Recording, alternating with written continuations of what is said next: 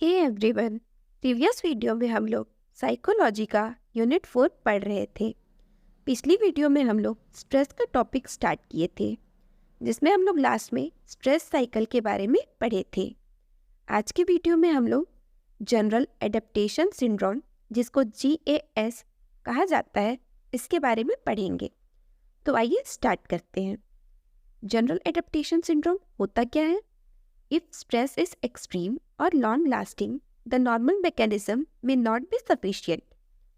जब कोई नॉर्मली थोड़ा बहुत स्ट्रेस होता है तो हम उसके साथ क्या करते हैं? कोप अप कर लेते हैं, डील कर लेते हैं। जैसे आपको एग्ज़ाम की टेंशन है, आपने एग्ज़ाम के लिए पढ़ाई की और आपका स्ट्रेस क्या हुआ? ख़त्म हो गया। पर अगर बहुत लंबे टाइम से कोई स्ट्रेस लगातार आ रहा है, जैसे आपकी तबीयत खराब है और वो बहुत ज़्यादा टाइम से खराब है, तो इस केस में क्या होगा? The stress triggers a wide-ranging set of bodily changes called general adaptation syndrome. अगर स्ट्रेस खत्म ही नहीं हो रहा है तो हमारा बॉडी क्या करेगा? उससे कोप अप करने के लिए अपने अंदर कुछ चेंजेस लाएगा। इसी को हम क्या कहते हैं? General adaptation syndrome. आगे क्या लिखा है इसमें? Person response to the stress consist of 3 stage. जब भी आप किसी स्ट्रेस के लिए, हमारे सामने कोई भी जब प्रॉब्लम आती है तो उसके लिए हम किस तरीके से रिस्पॉन्ड करते हैं?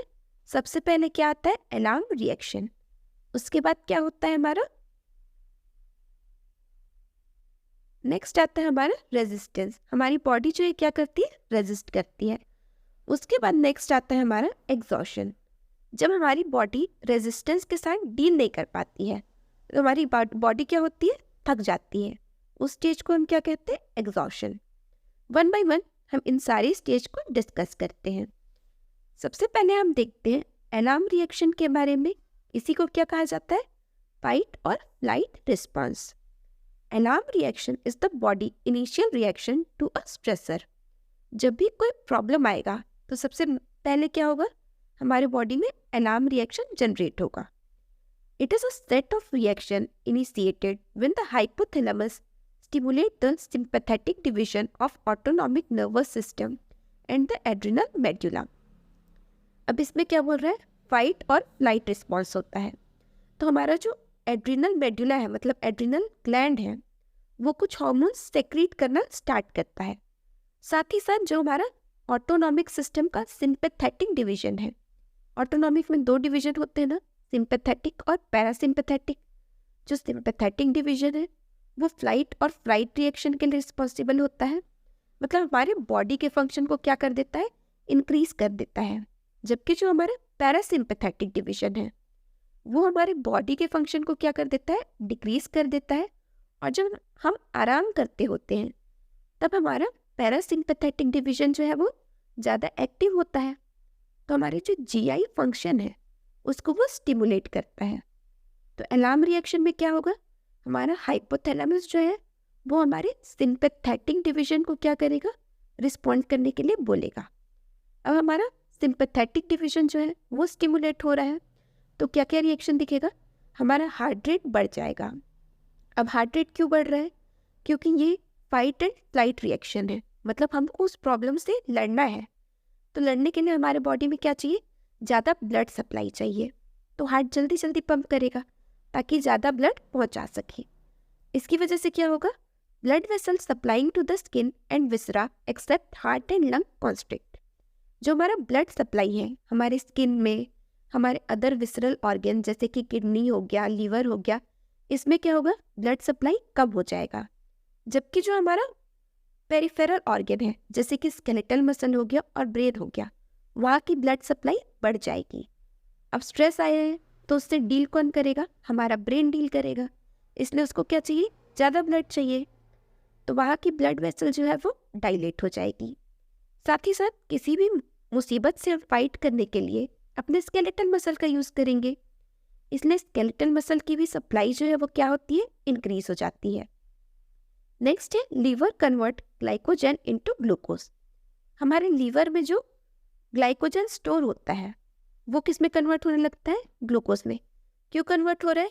क्योंकि हमारे बॉडी को ज़्यादा एनर्जी की नीड है। नेक्स्ट क्या हो रहा है? The rate of breathing increase. अब हम लोग तेज तेज सांस क्यों लेने लगेंगे? क्योंकि हमारे बॉडी में अब क्या है, ज़्यादा ऑक्सीजन की डिमांड है, हमारा बॉडी वर्क कर रहा है, ज़्यादा उसको ब्लड जनरेट करने की ज़रूरत है, एनर्जी जनरेट करने की ज़रूरत है, इसलिए जो ऑक्सीजन का भी कंजप्शन है वो क्या होता है, इंक्रीज हो जाता है। फिर नेक्स्ट है production of saliva and digestive enzyme reduces. अभी क्या है, क्या हमारा बॉडी रेस्टिंग स्टेट में है? नहीं है ना, इसलिए जो हमारी सलाइवरी ग्लैंड है और जो हमारे डाइजेस्टिव एंजाइम है वो क्या होते हैं, स्लो हो जाते हैं, मतलब हमारा जो खाना है वो धीरे पचेगा भी। ये सब किसके रिएक्शन है, अलार्म रिएक्शन। नेक्स्ट टाइम हम देखते हैं रेजिस्टेंस रिएक्शन। रेजिस्टेंस रिएक्शन में क्या होता है, इसमें है सबसे पहले कोई भी स्ट्रेस अगर आता है तो वो किसको स्टिमुलेट करेगा, हमारी हाइपोथैलेमस को। अब हाइपोथैलेमस को स्टिमुलेट करेगा तो वो 3 हार्मोन को रिलीज करता है, हमारा कॉर्टिकॉइड रिलीजिंग हार्मोन, हमारा ग्रोथ हार्मोन रिलीजिंग हार्मोन और हमारा थायराइड रिलीजिंग हार्मोन। ये 3 हार्मोन रिलीज हुए तो अब ये किसको स्टिमुलेट करेंगे, हमारे एंटीरियर पिट्यूटरी को ये स्टिमुलेट करते हैं। अब हमारा एंटीरियर पिट्यूटरी को जब कॉर्टिकोस्टेरॉइड रिलीजिंग हार्मोन स्टिमुलेट करेगा तो क्या प्रोड्यूस होगा, ACTH। अब ये किसको स्टिमुलेट करेगा, हमारे एड्रिनल कॉर्टेक्स को। अब जब हमारा एड्रिनल ग्लैंड जो है वो स्टिमुलेट होता है तो क्या होता है, हमारा ब्लड प्रेशर जो है वो मेंटेन होने लगता है, किसकी हेल्प से, हमारे एड्रिनल हार्मोन्स की हेल्प से। और जब हमारा ये ग्रोथ हार्मोन रिलीजिंग हार्मोन हमारे ह्यूमन ग्रोथ हार्मोन को रिलीज कराता है, तब क्या होता है, ये फिर लीवर को स्टिमुलेट करता है और क्या करता है, जो हमारा ग्लाइकोजन कन्वर्ट हो रहे हैं ग्लूकोज में, वो प्रोसेस को ये कराता है। तो इसकी वजह से क्या होगा, एनर्जी जो है वो जनरेट होगा, तो हमारा बॉडी क्या करेगा, ज़्यादा एनर्जी प्रोड्यूस कर पाएगा। सिमिलरली जो हमारा थायराइड रिलीजिंग हार्मोन है वो किसको स्टिमुलेट करेगा, थायराइड स्टिमुलेटिंग हार्मोन को। तो अब थायराइड स्टिमुलेटिंग हार्मोन है तो वो किसको स्टिमुलेट करेगा, हमारे थायराइड ग्लैंड को। अब हमारा थायराइड ग्लैंड स्टिमुलेट हो रहा है तो वो क्या करेगा, वो जो हमारे कार्बोहाइड्रेट है उसको जल्दी जल्दी तोड़ के क्या करेगा, एनर्जी रिलीज कराएगा। तो हमारा जो HCH हार्मोन है और जो हमारा TSH हार्मोन है दोनों क्या करेंगे, एनर्जी रिलीज कराएंगे। और जो हमारा ACTH हार्मोन है वो क्या करेगा, हमारे ब्लड प्रेशर को मेंटेन करके रखेगा।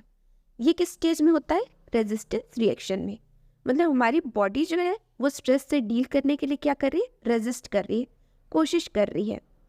जब ये अनसक्सेसफुल हो जाता है, मतलब जब हमारे बॉडी का रेजिस्टेंस रिएक्शन फेल हो जाता है, तब हम लोग किस में जाते हैं, एग्जॉस्शन स्टेज में। इसमें क्या लिखा है, the resistance reaction allows the body to continue fighting a stressor for a long time. जब हमारा ये हार्मोनल बैलेंस चलता रहेगा तब तक क्या होगा, तब तक तो हमारी बॉडी क्या है, कंटिन्यूअसली फाइट करेगी स्ट्रेस से। पर अगर ये सक्सेसफुल हो गया तब तो हमारा बॉडी जो है वो ठीक रहेगा। पर अगर ये अनसक्सेसफुल हुआ तो हमारा बॉडी किस में चला जाएगा, एग्जॉशन स्टेज में चला जाएगा। अब एग्जॉशन स्टेज में क्या होता है, at this stage the cell start to die and organs weaken.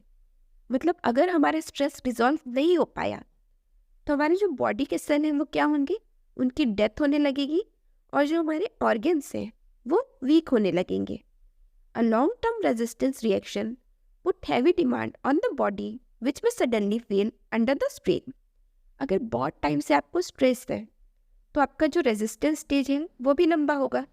तो बार बार रेजिस्टेंस हो रहा है आपकी बॉडी से, जितने भी स्टोर्ड ग्लाइकोजन है वो टूटते जा रहे हैं, तो आपको बॉडी में कुछ एनर्जी बचेगा क्या, नहीं बचेगा। तो इसकी वजह से जो हमारा बॉडी है उसका क्या हो जाता है, डेटोरिएशन स्टार्ट हो जाता है, मतलब बॉडी जो है वो खराब होने लगती है, हम बीमार रहने लगते हैं। तो ये हमारा एग्जॉशन स्टेज था। इसी के साथ जनरल एडेप्टेशन मॉडल भी कंप्लीट होता है और स्ट्रेस का टॉपिक भी यहाँ पे कंप्लीट होता है। अगर इस वीडियो में आप लोग को कुछ भी डाउट हो तो आप लोग कमेंट सेक्शन में पूछ सकते हैं। अगर वीडियो अच्छा लगा हो तो वीडियो को लाइक करें और चैनल को सब्सक्राइब करें और अपने फ्रेंड्स के साथ शेयर करें। Thank you for watching.